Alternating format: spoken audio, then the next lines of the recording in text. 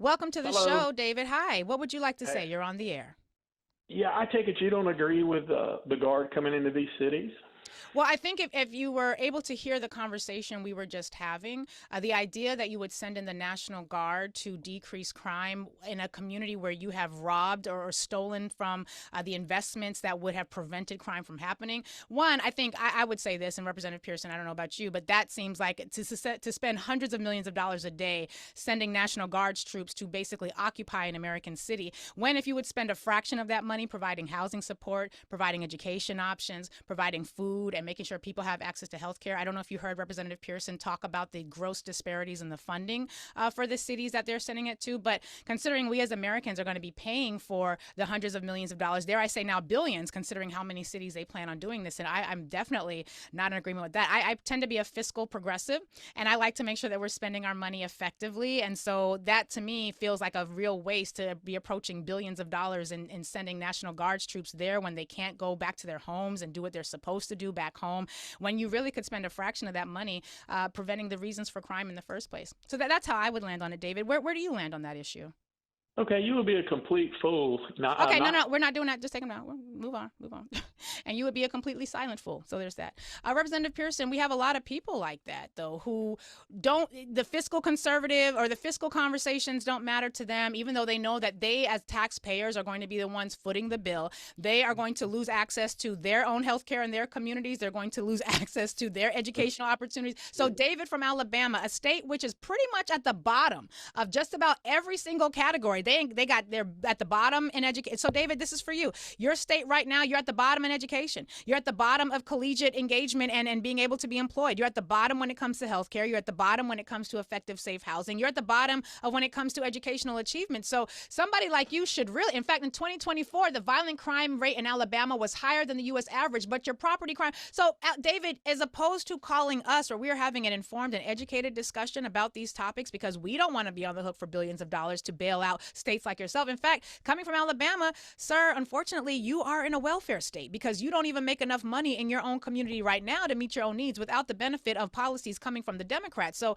I would, if I was you, I'd listen more and call less. Representative Pearson, I know we only have a little bit of time left together, but can you talk? How do you approach this when you're dealing with people who, just can't seem to make even a fiscal argument make sense? Right. I mean, and it is right concerning. You have Republicans and conservatives who used to be the people who don't raise the debt ceiling. Even the president himself used to be that person. He and Elon Musk got into a spat about this. Don't raise the debt ceiling for anything. We're paying too much. We're all of these things. But when it comes to taking care and giving tax breaks to billionaires, right? $4 trillion transfer of wealth, the largest legislative transfer of finances in the nation's history, happened with the big ugly bill that Trump pushed through before July 4th, taking money from Medicare, taking money from SNAP benefits to the poorest Americans, which are predominantly white Americans, and giving that money indefinitely and in perpetuity to the richest and the wealthiest people in the United States of America and quite literally across the world for no reason.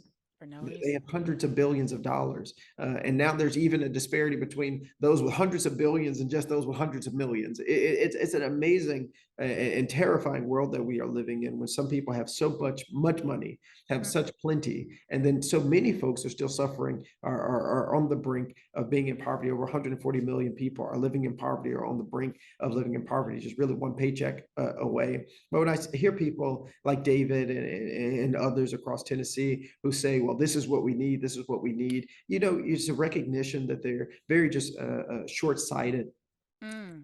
and not truly informed about how to address the most systemic, deep-seated and deep-rooted problems in our society. And it's ignorance.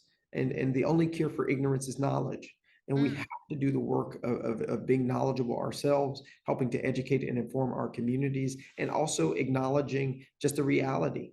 In Memphis, too many people have suffered from crime. Too many people hear about crime every single day. There is a fear that folks have, and it's pointing them in the right direction, right? You're worried about guns. I am too. The Right. state refuses to pass any gun violence prevention laws. How are you helping your state elected leaders to push to change laws? Right? Mm. If you're upset about the children who are committing crimes and stealing or things like that, well, how much are you asking the federal government to invest to increase the amount of money that parents get in earned income tax credits? Because during the pandemic, 50% of children That's We're right. out of poverty with That's the right. increase in finances for the earned income tax credit. And those arguments aren't even being made anymore uh, Mm, by people in Washington, D.C., even though it worked.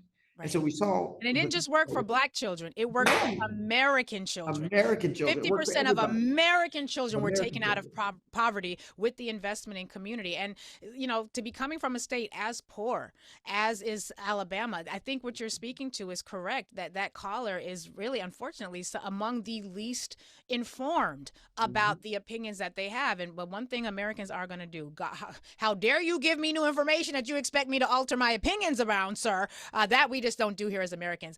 We're I'm being facetious, y'all. We're at the end of our time. The man's gonna cut us off so we can go into this commercial break. For those of us who are hearing what you're talking about and who are very concerned about not just obviously we remain concerned about what's happening with the artificial data intelligence data center, but this idea that now the administration is going to find partners in Republican-led states wherein he can deploy the National Guard. What should those of us who are not directly targeted at this moment, what should we Mhm. be doing to help support people like yourself who are fighting for your real freedoms in a place like Absolutely. Memphis? Absolutely. I tell people the litmus test for American democracy isn't what's going to happen in the most liberal places. It's what happens in the South. America won't go further than the South will let it.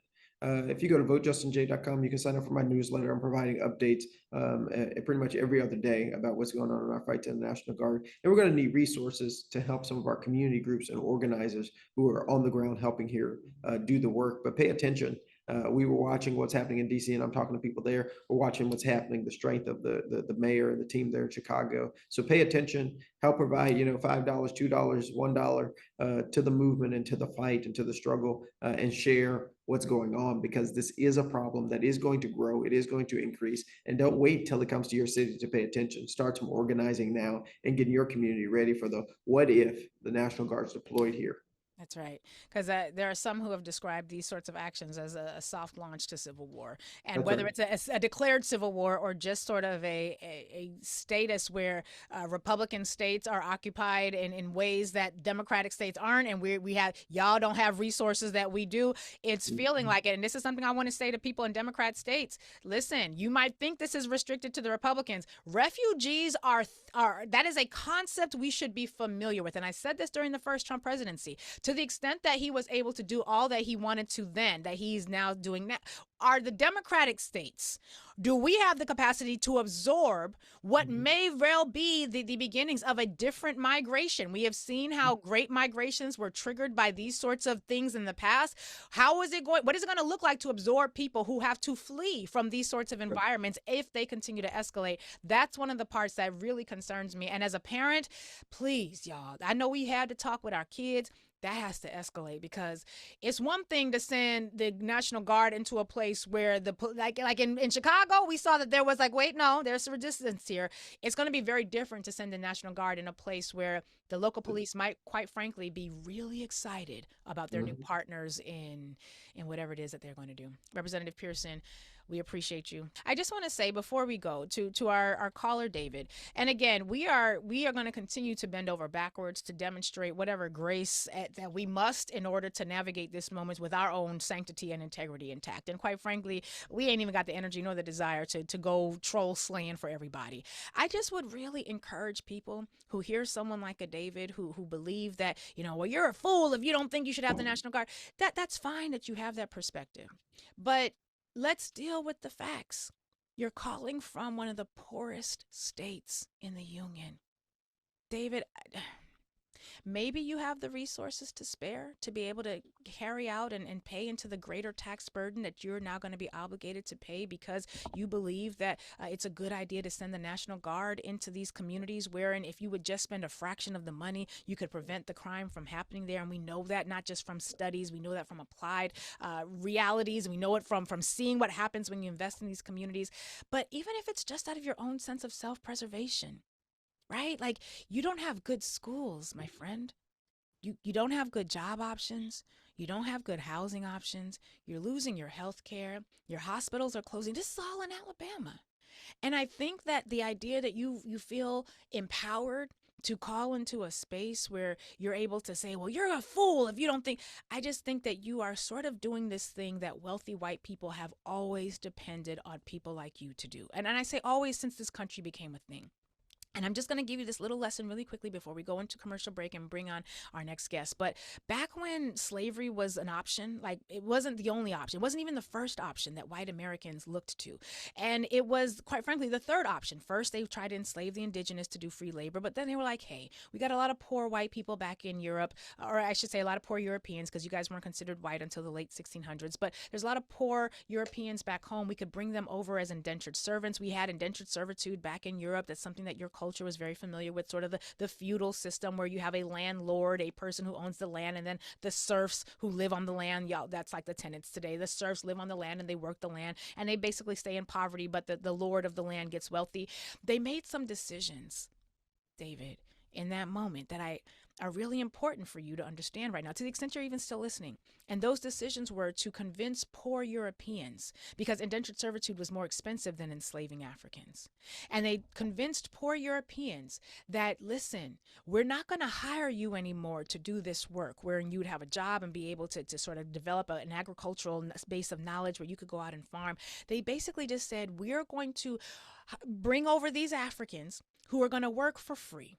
And that means, yes, it's going to completely undermine your poor American capacity to actually compete for a job, because why would we actually pay you to do anything when we've got free labor, that's slave labor over here? And basically, David, those wealthy white people convinced your poor ancestors that it was okay to be poor. It was okay to have nothing, so long as, one, you've got Jesus, right? Because poverty was going to be considered a virtue, even though it's not a virtue the wealthy will ever take. And those wealthy white Americans convinced your poor white ancestors that they should support a free labor system that completely undermined their ability to work and ever get ahead. And those of you who live in places like Alabama, you live in places like Mississippi, where, frankly, your states are dirt poor. You literally cannot even meet your own needs, and you have to depend on the money coming from Democratic states, which do much better than you financially. You should ask yourself, are the emotions that you feel, the joy that you feel about the National Guard going into predominantly black cities, which is going to cost you and all of us hundreds of millions of dollars a day, is the joy that you feel a sincere joy? Or is it a joy that you were taught to experience as a result of the culture of whiteness that allow you to be okay with suffering, to be okay with not having anything, so long as people you were taught to hate don't have it either? If that's the case, just keep in mind that that mentality has kept your community poor, impoverished, disenfranchised, with no health care, little education opportunities, piss poor job options that did not work to the benefit of wealthy people. Basically, my friend, you're being played by wealthy people in your own community. And that means the call is actually coming from inside the house. But be blessed, be well. And right now, be patient. We're going to commercial break.